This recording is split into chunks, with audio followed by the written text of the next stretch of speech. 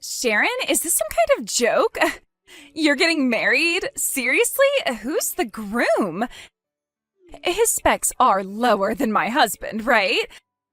I will not be happy if he's better looking or makes more money than my Frank. If it turns out he is, I'll do everything in my power to make sure your wedding never happens. Hey, are you listening to me? Tell me who he is now. Sharon, hello? Answer me, for crying out loud. God, Clarissa, would you stop it already? The notifications are driving me crazy. What the hell do my husband's specs have to do with you? You talk about him like he's a frickin' car. Jeez. They have everything to do with me. I put a lot of effort into finding and bagging myself a handsome guy who makes a lot of money. It's not fair if you get to marry someone better and I won't have it. How can you not understand this? It's called basic common sense and decency. I'm not asking you to celebrate for us if you're opposed to the wedding. That's your proclivity and it has nothing to do with me. Oh my God, is it true? Is he really a better catch than my husband? I'm guessing you messaged me after seeing my Facebook? His page is linked in a lot of my posts, so if you took a proper look, I'm sure you'd understand. Huh? Understand what? Oh my God, what the hell is that photo? Bruce? Is this the same Bruce I'm thinking of? He's that porky little zit-riddled four-eyed nerd from our class. Actually, he's much taller than me now, and his skin is cleared up nicely. I'll admit he looks better than I remember him, but something's not right here. I can't believe it, Sharon! My jaw almost hit the floor! Alright, so are we done now? There's no way he changed that much naturally. Admit it, he got plastic surgery to fix his busted face, didn't he? I bet he's wearing platform shoes to hide the fact he's a midget, too. No, that's just Bruce as he is. And seriously, is this any way to go talking about my fiancé? Cut it out already. I'm done talking to you. Bye. Yo, Sharon. I just arrived at the church. And I must say, there aren't many hot guys here. Most of them look like they work low-wage loser jobs, like store clerks or cops. I guess after how hard I worked to bag myself a high-rolling model-level stud, nothing is ever going to compare, but still, it's hilarious to get the occasional reminder of what a pathetic waste of space the average woman has to settle for. I've never seen such a sorry group of men. They're so mediocre, their girlfriends will probably end up getting stolen by AI. I wonder who the best man in Bridesmaids are. I mean, I'm sure they're gonna be unimpressive losers with no public speaking ability, but I'm still kinda curious. And don't worry, at least with me being here, the atmosphere will improve a little due to my stunning good looks and beauty.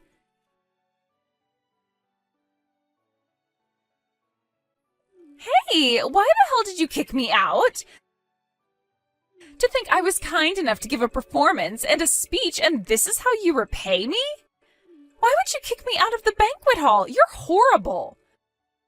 The whole hall was captivated by my wonderful performance, but you had to go and spoil it for everyone, huh? What was it, jealousy? Well, it ain't my fault. I'm more beautiful, gorgeous, and stunning than you'll ever be. I was born this way, and I can't help it. Have you no shame? You can't have people kicked out of your wedding because they make you feel jealous, you small-minded bitch. God, anyone would think that we were still in high school. Sharon, you have your phone with you, right? You could at least reply to me after kicking me out of your wedding. Ugh. Oh my God, Sharon, are you like for real right now? I can't believe you'd block me like this after I went out of my way to show up at your frickin' wedding. Fine, have it your way. After seeing your husband, I must say, he's a lot hunkier than I expected. And it would suck to go home after coming out all this way. All right, that settles it. I'll wait until the banquet is over so I can rejoin you guys at the after party.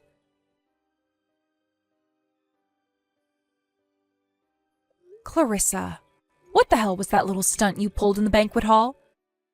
I never asked you to perform for us, and I never asked you to give a speech. Also, my friend on reception told me that apparently after you walked in and saw everyone handing over their gifts, you burst out laughing and shouted, "Me? Give that ugly hoe a gift? No way!" in front of about 20 people. I'm not saying you're obligated to give me a gift, but you could have at least been respectful towards me given you were at my wedding. Oh, is the banquet over already? I bet the atmosphere fizzled out the moment I left the hall, right? There's no way a bunch of wet noodles like you guys have any idea how to party. That's why I decided to liven things up with my performance. Answer my damned question. Yeah, whatever.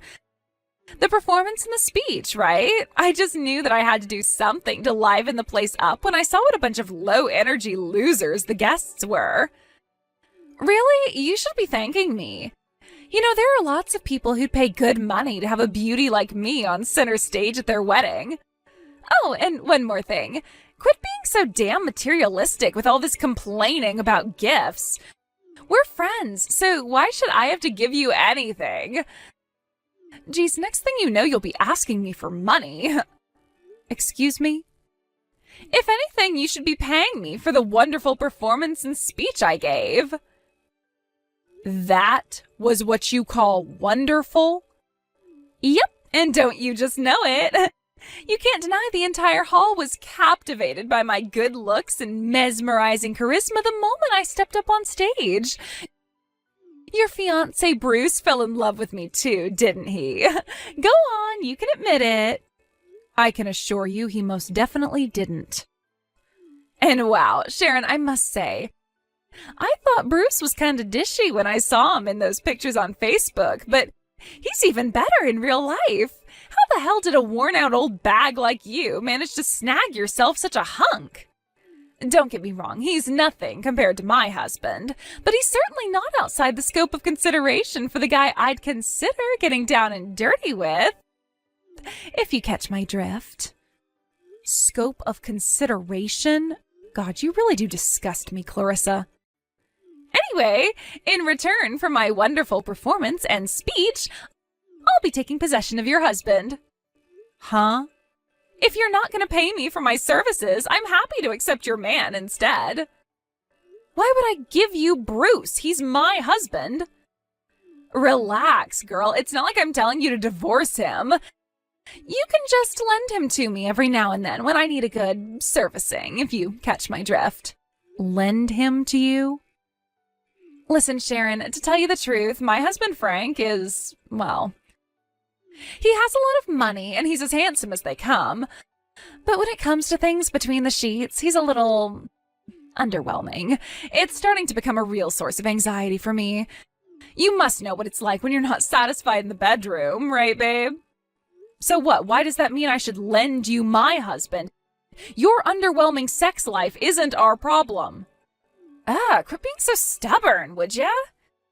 If you must know, I've actually been trying out a bunch of new guys recently. You know, to see if I can find one I'm compatible with. I was hoping you could let me give Bruce a test run. Are you insane? I'm obviously not lending you my husband for a test run. What is he, a freaking car? But why? Is this real life? Are you seriously asking me such a ridiculous, inappropriate question on my wedding day of all days?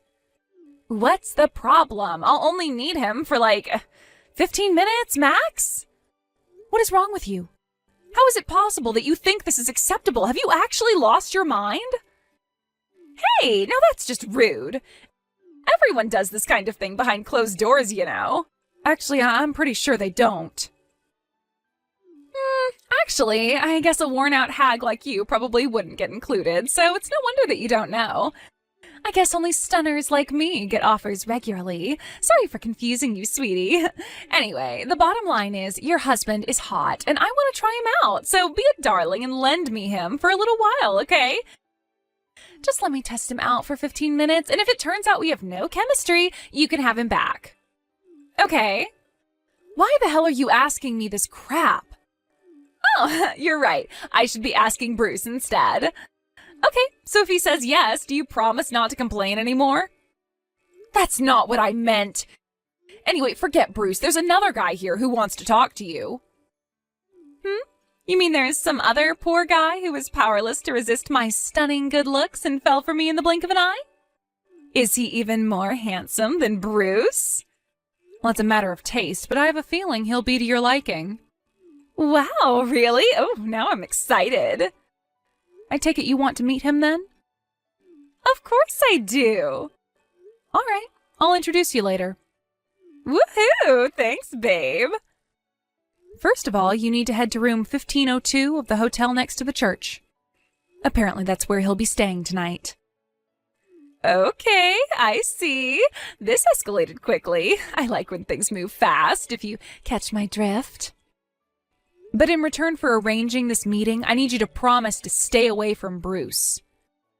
Whoa there, don't get carried away, Sharon. I'll only agree to that if tonight's friend turns out to be my type. Alrighty, no time to waste.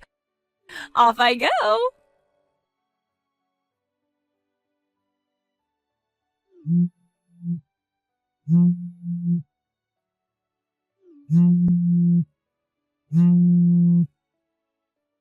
Sharon, what the hell is this? Are you for real? Why was my husband waiting for me in room 1502? Clarissa, do you still have no idea of the gravity of what you did at mine and Bruce's wedding in the banquet hall? Huh? You mean my wonderful performance and speech that I gave you for free? Which part of that was wonderful? You stole the mic from my frickin' bridesmaid in the middle of her speech and started rambling about your stunning good looks. What the hell did anything you said have to do with my wedding? And more importantly, why did you think it was an acceptable thing to do in the first place? So it wasn't a traditional wedding speech, so what? The whole hall was so captivated they could barely take their eyes off me.